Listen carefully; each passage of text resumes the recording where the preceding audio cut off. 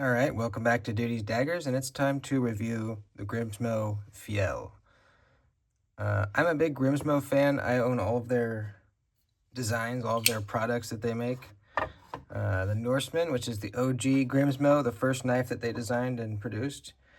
I have the Rask, second one they designed and produced, and now the Fjell. But in between those was also the Saga pen. So these are the four things that Grimsmo makes, and they are exquisitely made. I would argue some of the best made knives in existence. Today we're reviewing the Fjell. So this is the latest addition to the Grimsmo lineup. And there's a lot of really, really cool little details about the knife I'm going to show you. This took them a very long time to make. There was a lot of little, problems they ran into because it is an integral. So the whole back of the knife is solid. So both sides of the scale is one piece. They're connected on the back here. Unlike most knives where they are two pieces, a front and a back, or a show side and a lock side, this is just all one piece. So that makes producing it much more difficult because you can't get inside there, to machine, all the little details. So if you want to know more about how they made it, John Grimsmo's YouTube channel is absolutely amazing. He goes in detail on how his knives are made. He shows you how he does it and all the little problems they ran into and how they solved them and all that good stuff. It's a very, very interesting, very good YouTube channel. So let's just do a little overview. It's pretty small compared to their other designs. It's under a 3-inch blade. It's about 2 7/8, about almost 3 inches. And then the handle's like 3 7/8. Overall, we got around 6 3/4 overall. And my calipers are out of batteries, but the blade stock thickness looks to be right around the same as the Rask. And the behind the edge thickness is extremely thin. It feels just as thin as my Rask. And I know my Rask is 4/1000ths. And this feels just about the same. So safe to say it is very, very nice and thin behind the edge, which is going to make it cut really, really well. Now this is a buyer's choice Rask, meaning I got to choose the handle finish I wanted and the blade finish I wanted. And I could have chosen smooth or this milled texture, sort of pinstriping. I chose the green with bronze flakes because it's the same finish on my Rask, and I absolutely love it. It is such a cool looking finish. Look at that, man. It makes it look like aged copper. You know how copper gets a green tint when it's oxidizing. That's what it reminds me of. Kind of like the Statue of Liberty almost. I just think it looks so cool. So it's a sheep's foot blade, and it's a button lock. First time Grimsmo has ever done a button lock. One of my main worries before purchasing this, I never tried one before I bought this one. I just put my full trust in Grimsmo that I would like it. And thankfully, I am not disappointed at all. But the main thing I was worried about was, is the action going to be snappy? Because it is a plunge lock type button lock. And those can notoriously be mushy if they're not done right. I'm happy to say that this is snappy. It is really snappy. You cannot fail it. Now, it is a very small, low-profile flipper tab. So there are ways that you can kind of mess up flipping it. Like you put too much of your finger on the scale and then not as much of it on the clip, where you might think that you're failing it. But if you put your finger just on the flipper tab and you pull down, you cannot fail it. It is satisfying to flip, okay? That's what I'm telling you. It is satisfying to flip. And that's a big deal. That's very important to me. If I got a knife that flips kind of mushy, or it just doesn't make a great sound, it's kind of, it takes some of the joy away from the knife, it may seem like a totally insignificant thing, but sounds matter, and crispiness obviously matters, and this knife is really, really crispy. Now the blade finish is really cool. They do a very highly reflective stonewash. So you might not be able to tell that it's reflective just looking at it, but once you put something up next to it, you can see how reflective it is. Look at that. It's pretty much a mirror polish that they stonewashed.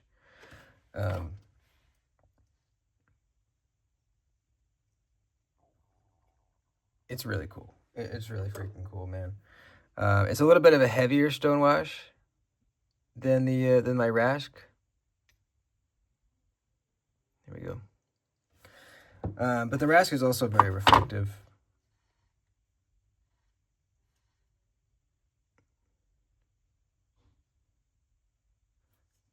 But you can tell like the stonewash is a bit heavier on the feel. I don't know if they used a different medium or what, but it's a little different. And I actually like it. I think it looks really, really good.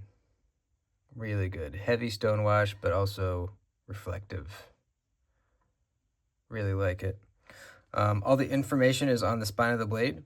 So you got Fjell, mine's number 202, 0202. I love that. And RWL34, same blade steel that they always use. And that's another thing that some people say when I'm talking about Grimsmo and some other custom makers. Why are they using RWL34? I wish they were in, a super steel like S90V or something like that. Let me tell you from personal experience from owning these knives from Grimsmo, the edge retention is fantastic. It really holds an edge well, and even better, it strops back so nicely. It is so awesome how you could just do a little bit of a stropping, and you're back to like hair popping sharp on these knives.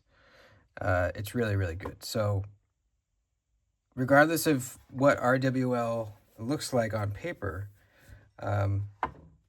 just trust me, it's a really, really good steel with how Grimsmo does it. They have a really stringent, very strict heat treatment protocol. They quench between liquid cooled, these huge liquid cooled aluminum blocks. They smash the blade in there to quench them, and they're also cryo.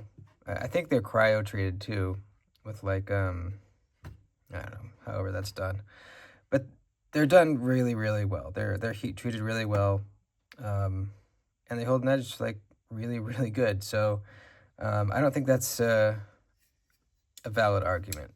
Someone wishing that they were in a different steel. RWL34 is awesome. So there's that.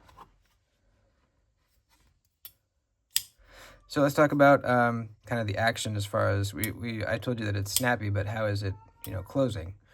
It's a button lock, so obviously you push the button. The button is perfectly raised above the scale, just enough to be able to push on it, but not like annoyingly popping out.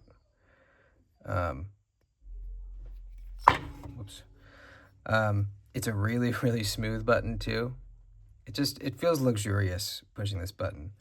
It is a really smooth in the pivot, obviously, to Grimsmo. There's just no sound. Completely silent, man. Just like absolute butter. Now, obviously, it's a button lock, so it's not like you're not getting like the fall shut action of the lock bar, giving tension, pushing on the flat of the blade, because there's no detent ball pushing on the flat of the blade. You're removing the lock by depressing the button. But even if you don't depress the button and allow that pressure of the plunge lock to still be on the blade, it is so smooth. Just like, oh, it's luxurious. And you still get a nice snap when it closes, which doesn't all the time happen with plunge locks. Nice little click right there. Oh, luxurious, absolutely luxurious action.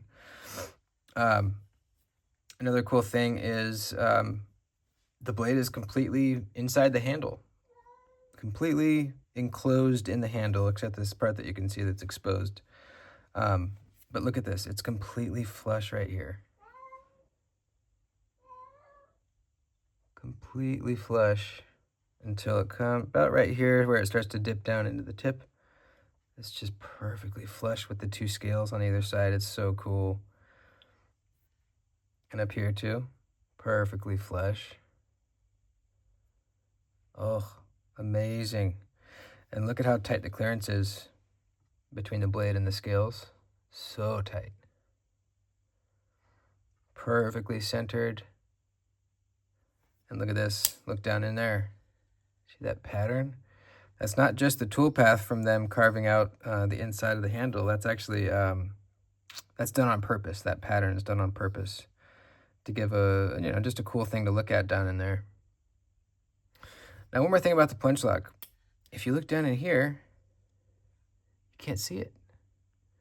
That's because it actually goes through the tang of the blade. So I haven't taken this apart, and I'm a little bit nervous too because it is an integral. It's kind of hard to put back together.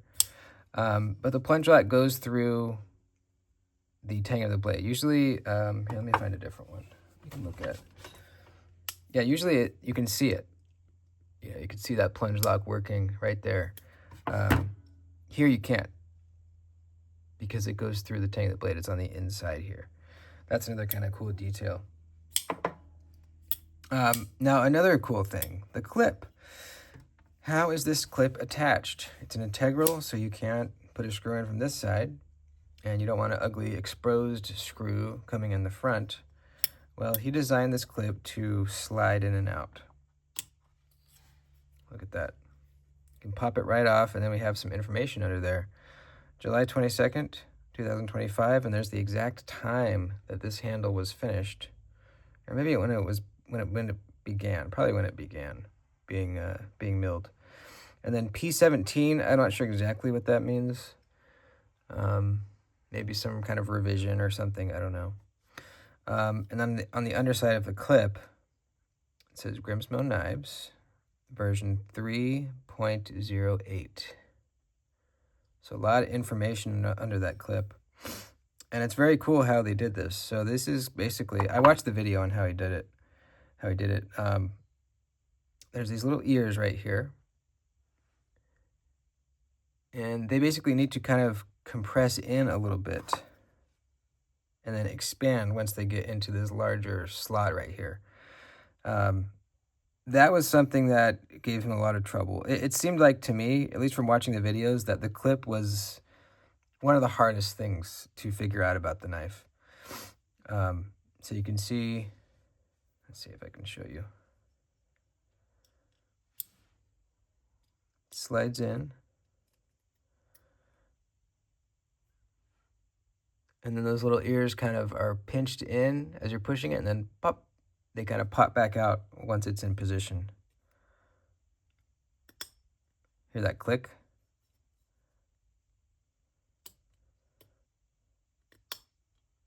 Bam. So rock solid. Absolutely cannot move this any which way. Genius. Absolutely, I would say genius. A detachable clip that doesn't move at all. I mean, how do you figure that out? It's able to pop out, but also able to click back into place without any like moving parts. Like those ears bend a little bit, but like, holy shit. Now, the one thing I will say, the clip doesn't really flow with the aesthetic of the knife because it has to be able to slide in. Obviously, they're limited in that respect. The Rask clip really flows with the design because they can put it wherever they want. They're screwing it from the inside. The Fjell clip doesn't quite flow with the knife as well as the Rask. So that's the one thing I think about the design of the Fjell that it doesn't bother me one bit, but it's something that you notice, right? That the clip doesn't necessarily flow with the lines of the knife. At least in this top section. It's fine down here, but up here. Aside from that, I honestly have zero complaints or nitpicks about this knife. It is absolutely perfect. Everything is nicely rounded over, just like on the Raskin Norseman, where you choke up right here. This part of the flipper tab and the choil area is so rounded off. Look at that. Same way on the Rask. I've never seen a more rounded off choke up area like that. It's just so comfortable. So you can choke up on this, you can choke back on this. I think it's really meant to be held like this because it is a pretty small knife. I get a full grip on this knife, even with a little extra. Perfectly good. By the way, the clip works amazingly too. Yeah, it just goes in and out of the pocket really, really nicely.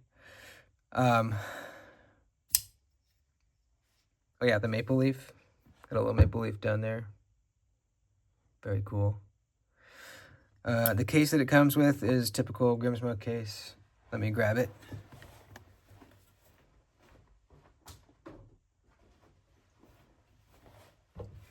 Just like the case you get when you buy any Grimsmo product. Even the pen comes with one of these. Custom foam inserts that they make in-house. You flip this over. You have a disassembly tool and some nano oil. Certificate of authenticity, and you also get this little 3D printed tool. Now this is to help you get the bearings in and out. Apparently it's obviously pretty difficult since it's an integral. This little tool that they give you makes that a little easier apparently. I'll try it one day. When it absolutely has to be cleaned, I will try it. But I'm a little scared. I mean, I know I could do it, but it's just, I don't know, I'd rather not. So, that's kind of it. It has the typical Grimsmo quality. It really, really feels like a Grimsmo. Just everything's there, every little detail. It's crazy how close to the edge these screws are. Look at that. So close to this edge. And there's no visible hardware from the show side. Zero.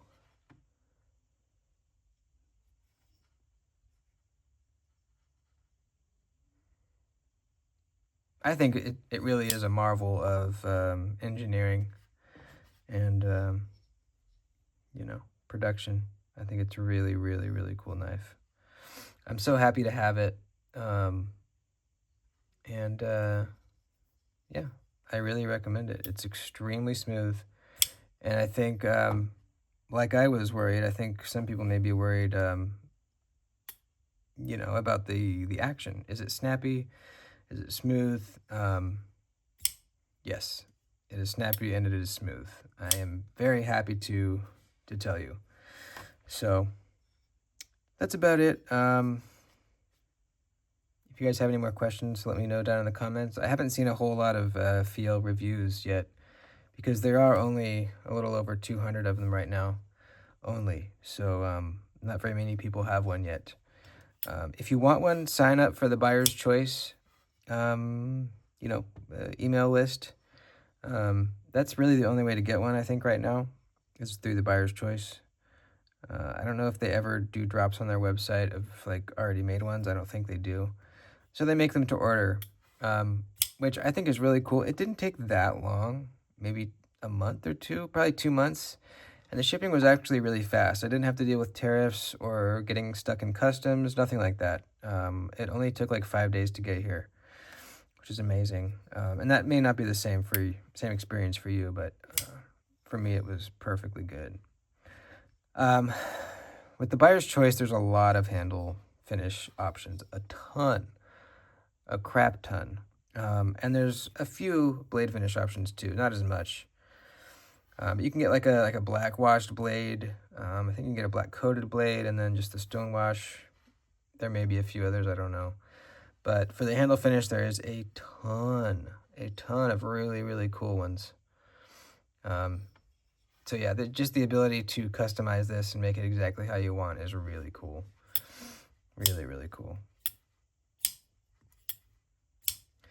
Now, even though I am a big Grimsmo fan, I think I can look at this objectively, even though I really love them, and kind of tell you whether or not I think it's a good knife, judging, not just as trying to put the fact that I love Grimsmo out of the picture and just look at the knife as a knife. I think some people might not like how low profile this flipper tab is. I think it's perfect.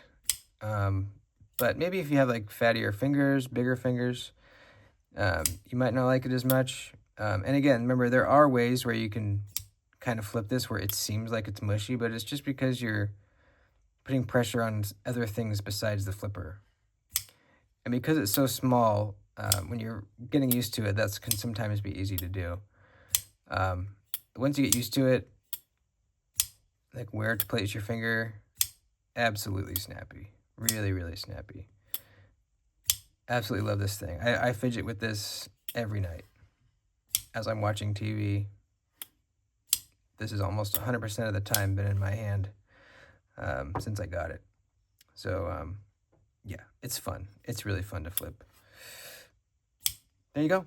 Thanks for watching, guys. I love you. Let me know if you have any more questions, and I'll see you later.